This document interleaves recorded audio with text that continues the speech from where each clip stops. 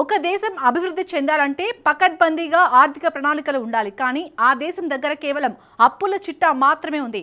ఒక దేశం తన కాళ్ళ మీద తాను నిలబడాలని కోరుకుంటుంది. కానీ ఆ దేశం మాత్రం ప్రపంచ దేశాల ముందు చెయ్యి చాపడమే పనిగా పెట్టుకుంది. ఆ దేశమే మన దాయాది దేశం పాకిస్తాన్. అతిగా అడిగితే సాయం కూడా లోకువ అవుతుందన్న కనీస జ్ఞానం లేకుండా 70 ఏళ్లుగా భిక్షాటన చేస్తోంది పాకిస్తాన్. ఇప్పుడు అసలైన సినిమా మొదలైంది. ఇప్పటి వరకు కంటికి రెప్పలా కాపాడుకుంటూ వచ్చిన మిత్ర దేశాలు సైతం ఇప్పుడు ముఖం చాటేస్తున్నాయి. ముఖ్యంగా Arab country United Arab Emirates, UAE ఇచ్చిన షాక్తో పాక్ పాలకుల ఫ్యూజులు ఎగిరిపోయాయి. పాకిస్తాన్ ఎందుకు బెగ్గర్ కంట్రీగా ఎందుకు మారింది? అణ్వాయుధాల దేశానికి పూట గడవని పరిస్థితి ఎందుకు వచ్చింది? అటు ఆర్థిక సంక్షోభం, ఇటు ఉగ్రవాదం, మరోవైపు అంతర్గత తిరుగుబాట్లు వెరసి పాకిస్తాన్ విధ్వంసం దిశగా వెళ్తుందా? Watch the story. పాకిస్తాన్ విధ్వంసం దిశగా వెళ్తోందా? పాక్కు యూఏఈ ఎలాంటి షాక్ ఇచ్చింది? అప్పుల కోసం పాక్ ఆస్తులను విక్రయిస్తోందా?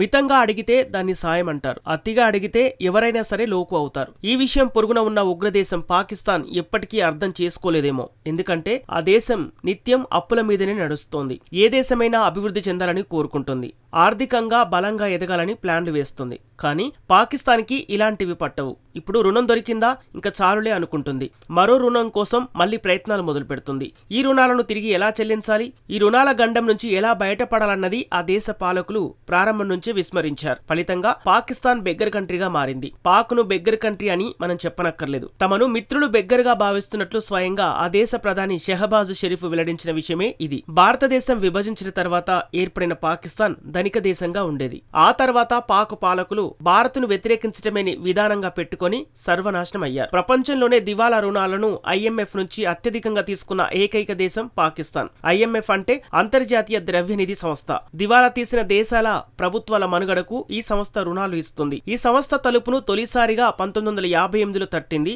అప్పటి నుంచి సగటున ప్రతి 3 ఏళ్లకొకసారి ఐఎంఎఫ్ నుంచి దివాలా రుణాలను పాకిస్తాన్ పొందుతోంది. పాకిస్తాన్ ఆవిర్భవించిన 70 ఏళ్లలో ఇప్పటి వరకు 25 సార్లు దివాలా రుణాలను పాకిస్తాన్ తీసుకుంది. తమ వద్ద ఉన్న పనికిమాలిన అణ్వాయుధాలను పట్టుకుని సూపర్ పవర్ గా పాకిస్తాన్ చెప్పుకుంటోంది. పూట గడవడానికి మాత్రం కంచం పట్టుకుని భిక్షమెత్తుకుంటోంది. అప్పు చేయకుండా ఆ దేశానికి రోజు గడవదు. ఐఎంఎఫ్ తో పాటు యూఏఈ, చైనా, సౌదీ అరేబియా వంటి మిత్ర దేశాలను రుణాలను అడుక్కోవటం పాకిస్తాన్ కు ఒక అలవాటుగా మారింది. పాకిస్తాన్ చేస్తున్న గలీజు రుణాల రాజకీయాన్ని ఇప్పుడు మిత్ర దేశాలకు కూడా తెలిసిపోయింది. పాకిస్తాన్ దివాలా తీసిన ప్రతిసారి రుణాన్ని ఇచ్చి ఆదుకునే యూఏఈ తొలిసారి మాత్రం షాక్ ఇచ్చింది. యూఏఈ అంటే యునైటెడ్ అరబ్ ఎమిరేట్స్. తాజాగా $300 కోట్ల రుణాన్ని రీషెడ్యూల్ చేయడానికి అబుదాబి నిరాకరించింది. అప్పు చెల్లించాల్సిందేనని తేల్చి చెప్పింది. దీంతో పాకిస్తాన్ కు ఫ్యూజులు ఎగిరిపోయాయి. 30 ఏళ్లుగా పాకిస్తాన్ దివాలా తీయకుండా యూఏఈ అందుకుంటోంది. ఇప్పుడు ఈ విధానానికి యూఏఈ బ్రేక్ వేసింది. గల్ఫ్ కంట్రీ ఇలా చేస్తుందని పాకిస్తాన్ అస్సలు ఊహించలేదు. యూఏఈ రుణాన్ని చెల్లించబడటంతో దాన్ని ఎలా కవర్ చేసుకోవాలో తెలియక పాకిస్తాన్ కింద మీద పడుతోంది. తన చావు తెలివితేటలను చూపించి అదొక సాధారణ ఆర్థిక లావాదేవీగా చిత్రీకరించేందుకు ప్రయత్నించింది. వాస్తవ పరిస్థితులు మాత్రం వేరు. ఆర్థిక నిర్వహణను గాలికొదిలేసి విదేశీ రుణాలపైనే మితిమీరి పాకిస్తాన్ ఆధారపడుతోంది. యూఏఈ $300 కోట్ల చెల్లించాల్సిందేనని తేల్చి చెప్పింది. పాకిస్తాన్ విదేశీ మారక ద్రవ్య నిల్వల్లో 18% అన్నమాట. మార్చి చివరి నాటికి పాక్ వద్ద ఉన్న డాలర్ల నిల్వలు కేవలం $1640 కోట్ల చేరుకున్నాయి. ఈ మొత్తంలో పాకిస్తాన్ 3 నెలల పాటు మనుగడ సాగించవచ్చు. నిజానికి ప్రస్తుత అంతర్జాతీయ పరిణామాలను చూస్తే ఆ మొత్తంతో పాకిస్తాన్ 3 నెలలు నెట్టుకురావడం కష్టమే. ఎందుకంటే అంతర్జాతీయంగా పెరిగిన చమురు ధరలు, దీర్ఘకాలిక వాణిజ్య లోటుతో పాటు పాకిస్తాన్లో పారిశ్రామిక ఉత్పత్తి పూర్తిగా పడిపోయింది. ఇప్పుడున్న $1640 కోట్ల నిల్వలు అయిపోకముందే మరోసారి మిత్ర దేశాలను రుణాల కోసం పాకిస్తాన్ అడుక్కుంటోంది. యూఏఈ షాక్ తో పాకిస్తాన్ పరిస్థితి గందరగోళంలో పడింది. పాకిస్తాన్ కు అండగా నిలిచే సంప్రదాయ ఆర్థిక మద్దతుదారులో కూడా ఆ దేశంపై క్రమంగా విముఖత మొదలైందని స్పష్టంగా తెలుస్తోంది. నిజానికి చైనా, సౌదీ అరేబియా కూడా పుణ్యానికి రుణాలు ఇవ్వటం లేదు. చైనా అయితే క్రమంగా పాకిస్తాన్లోని పోర్టులను, ఎయిర్పోర్ట్లను కబిలిస్తోంది. రుణాలకు వాటిని సొంతం చేసుకుంటుంది. గ్వాదర్ పోర్ట్, ఎయిర్పోర్టు ఇప్పటికే చైనా స్వాధీనంలో ఉన్నాయి. ఉన్నాయి. ఎయిర్లైన్స్ తో పాటు పలు వ్యూహాత్మక ఆస్తులను విక్రయించి పాకిస్తాన్ పబ్బం గడుపుతోంది. విదేశీ మారక నిధుల నిల్వలు తగ్గిపోతే పాకిస్తాన్ దివాలా తీయటం ఖాయం. అదే సమయంలో అగ్గిపుల్ల నుంచి ప్రతి వస్తువును పాకిస్తాన్ దిగుమతి చేసుకుంటోంది. పాకిస్తాన్ పూర్తిగా దిగుమతులపైనే ఆధారపడి ఉంది.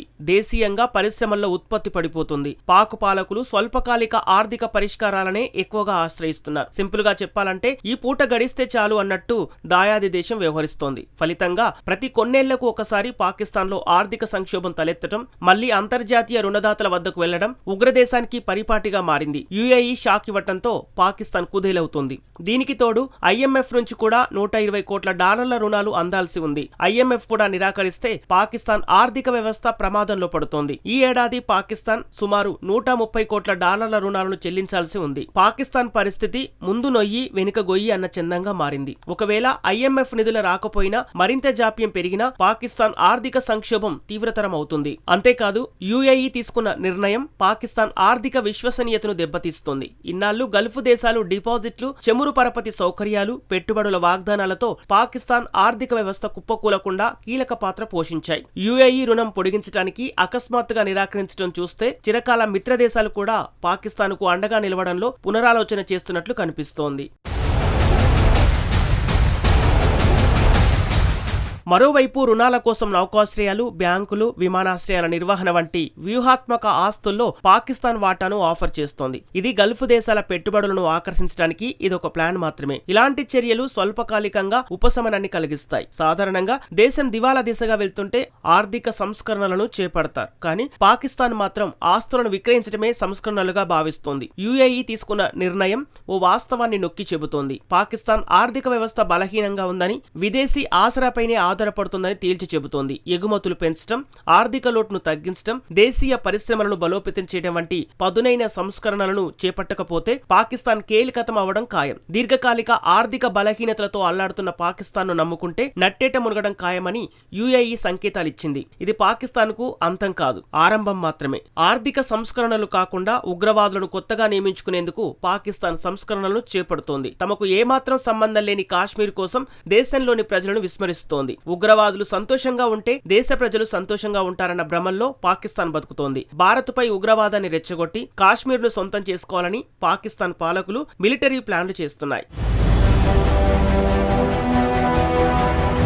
కాశ్మీర్ కోసం ఉగ్రవాదులకు కేటాయించే నిధులను పాకిస్తాన్ అభివృద్ధి, సంక్షేమానికి వెచ్చించి ఉంటే ఇప్పుడు ఆ దేశం పరిస్థితి మరోలా ఉండేది. కుట్రలు, విషపూరిత ప్లాన్లు, ఉగ్రవాదమే ఆ దేశం విధానాలుగా మారిపోయాయి. రాజకీయంగా ఎదగాలంటే భారత్ను విమర్శించాలి, ఉగ్రవాదానికి మద్దతు తెలపాలి. ఇదే పాకిస్తాన్ పాలకుల విజయ సూత్రం. అందుకే ఆ దేశం ఎదగడం లేదు. పైగా పాకిస్తాన్ పెంచి పోషిస్తున్న కొందరు ఉగ్రవాదులు ఆ దేశానికి వ్యతిరేకంగా మారారు. పాక్కు వ్యతిరేకంగా మారిన ఉగ్రవాదుల్లో కీలకమైన గ్రూపు TTP అంటే తెహ్రీక్ ఈ తాలిబాన్ పాకిస్తాన్. దీన్ని సింపుల్ గా పాకిస్తాన్ తాలిబాన్ అంటారు. ఈ గ్రూప్ చేస్తున్న దాడులు పాకిస్తాన్ ను వణికిస్తున్నాయి. ఆ దేశాన్ని కంటి మీద కునుకు లేకుండా చేస్తోంది TTP. ఈ TTPకి ఆఫ్ఘనిస్తాన్లోని తాలిబాన్లు మద్దతిస్తున్నారంటూ పాకిస్తాన్ ఆరోపిస్తుంది. TTP తాలిబాన్లకు పాకిస్తాన్ నిన్న మొన్నటి వరకు మద్దతిచ్చింది. ఇప్పుడు తమకు వ్యతిరేకంగా మారటంతో అసలు ఉగ్రవాదం అంటే ఏమిటో కూడా ఎరగనట్టు పాకిస్తాన్ బిల్డప్ ఇస్తోంది. తామే ఉగ్రవాద బాధితులమంటూ ప్రపంచం ఎదుట ముసలి కన్నీరు కారుస్తోంది. పాకిస్తాన్ ను పట్టి పీడిస్తున్న సమస్యల్లో ఆర్థిక విధానాల లోపం ఒకటి. దానికి ఉగ్రవాదం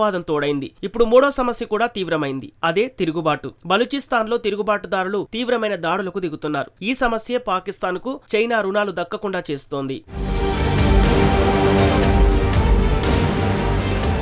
ఏ రకంగా చూసినా పాకిస్తాన్ గేమ్ ఓవర్ అని స్పష్టంగా తెలుస్తోంది. ఈ రోజు కాకపోయినా మరో రోజైనా మిగిలిన దేశాలు పాకిస్తాన్ కు రుణాలను ఆపేస్తాయి. అప్పుడు ఆ దేశం అస్తవ్యస్తంగా మారటం ఖాయం. అప్పుడు ప్రజల నుంచి వచ్చే తిరుగుబాటును ఎవరూ ఆపలేరు. ఎంతటి నియంతలైనా ప్రజలు తిరగబడితే తోకముడవక తప్పదని 2022లో శ్రీలంక ప్రజలు నిరూపించారు. ఇలాంటి తిరుగుబాటు వచ్చే పరిస్థితి పాకిస్తాన్ లో మరెంతో దూరంలో లేదు. దానికోసం వెయిట్ చేయాల్సిందే.